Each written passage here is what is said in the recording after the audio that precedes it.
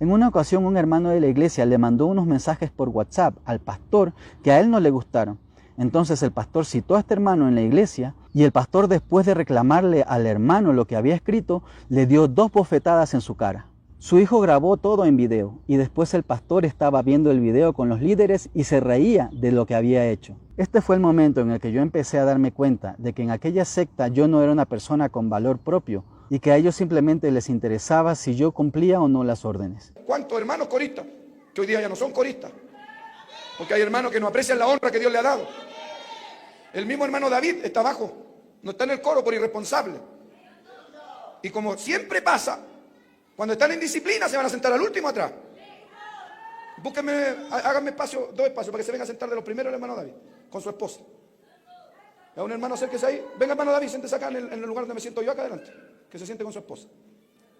Les pongo un poco en contexto. Yo en aquella iglesia cumplía las funciones de secretario personal del pastor, también formaba parte de la contabilidad de la iglesia y formaba parte del coro, de la alabanza. Era líder de jóvenes y también dirigía las transmisiones en vivo por Facebook. Pero cuando me casé, que es lo más lindo que me ha pasado en la vida, tuve muchas ocupaciones porque a mi esposa le hicieron una cesárea.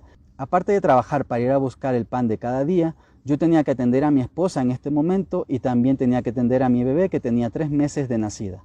Esto no me permitía asistir a todos los cultos que se hacían en la iglesia, por lo tanto me pusieron en disciplina y me quitaron todos los cargos que yo tenía.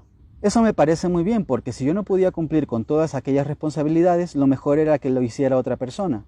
Esa era la segunda ocasión que el pastor visitaba Ecuador después de abandonar la iglesia en el año 2020 debido a la pandemia, por lo cual se realizó un culto especial en el cual todos los encargados de obra de todas las ciudades del Ecuador estaban obligados a asistir a aquel culto especial para recibir al pastor que venía de visita.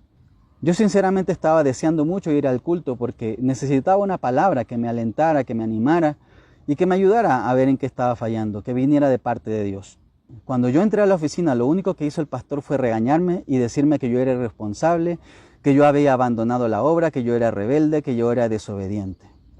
Él nunca preguntó, hermano David, ¿por qué no está viniendo a la iglesia? ¿Qué está pasando? ¿Cómo está usted? ¿Cómo está su familia? ¿Cómo está su esposa? ¿Cómo está su hija? ¿Cómo nació?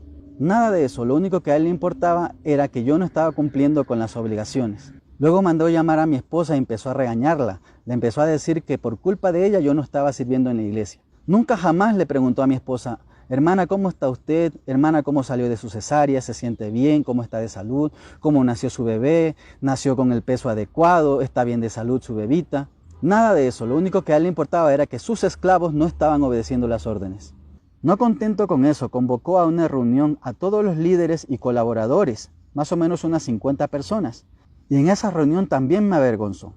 Le dijo a todos que yo era un rebelde, que yo era un irresponsable y que había dejado botada la obra de Dios. Yo sinceramente no creo que haya pecado. Lo único que estaba haciendo era poner a mi familia antes que los intereses de aquella secta.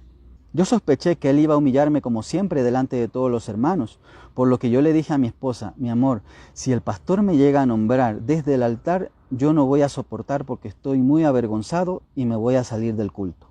Y dicho y hecho, él me nombró desde el altar y me avergonzó. Cuando esto ocurrió, yo me salí del culto, porque estaba demasiado avergonzado y sinceramente también estaba muy enojado. Hermanos, cuando yo estaba en la reunión de líderes, siempre se ventilaban casos de hermanos que habían cometido pecados graves. Por ejemplo, hermanos que se habían emborrachado, hermanos que habían golpeado a su esposa y otros pecados más graves que sinceramente por respeto no los menciono aquí. Pero en ninguno de aquellos casos yo recuerdo que alguno de aquellos hermanos se los haya puesto en la fila de adelante, ni a él ni a sus esposas.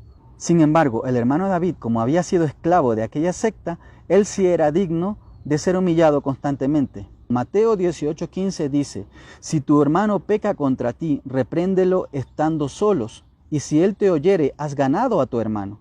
O sea, a mí ya me habían reprendido estando solo, y yo había escuchado la palabra y había dicho amén. Entonces no entiendo por qué tanta humillación. Después de esto yo llamé al pastor y le pedí perdón, y lo que él me dijo fue que mi esposa había sido más humilde que yo no me había arrepentido lo suficiente y que no tenía idea de todos los cargos y privilegios que yo perdí. Sinceramente, a mí no me importaba mucho que me hubieran humillado de esta manera porque yo había soportado esto durante años. Pero lo que sí me dolió fue que hubieran involucrado a mi esposa y a mi hija en estas humillaciones. Soy sincero y reconozco que este episodio me marcó mucho. Sinceramente, en las siguientes semanas yo no quería ir al culto. Algunos hermanos dejaron de hablarme, otros ya no me saludaban, pero reconozco que algunos de ellos me dieron palabra de aliento, me llamaron y me consolaron. Incluso en algún momento pensé en irme al mundo, porque me empecé a cuestionar si había valido la pena haber servido tantos años en la iglesia. Proverbios 18:12 dice, hay quienes hablan como dando estocadas de espada, mas la lengua de los sabios es medicina. Cuando una secta te hiere, cuando un líder sectario te humilla, te maltrata, solamente te trata como una herramienta y no como una persona, muchas veces la persona afectada se empieza a cuestionar si vale la pena seguir sirviendo a Cristo. Es por eso que estas humillaciones son muy peligrosas. La gente queda herida, la gente queda golpeada emocionalmente. Y algunos también quedan golpeados físicamente, porque los líderes sectarios se creen dueños de la vida de sus seguidores. En una ocasión un hermano de la iglesia le mandó unos mensajes por WhatsApp al pastor que a él no le gustaron. Entonces el pastor citó a este hermano en la iglesia y el pastor, después de reclamarle al hermano lo que había escrito, le dio 2 bofetadas en su cara. Su hijo grabó todo en video y después el pastor estaba viendo el video con los líderes y se reía de lo que había hecho. Hermanos, lo que cuento son tan solo pinceladas de toda la maldad que ocurre, no tan solo en esta secta, sino en muchas sectas donde los líderes se creen dueños de las personas. Yo hago un llamado en el nombre del Señor a todos los hermanos que están metidos en estas sectas, a que salgan de ahí urgentemente antes de que sus familias sean afectadas, antes de que sus familias sean maltratadas.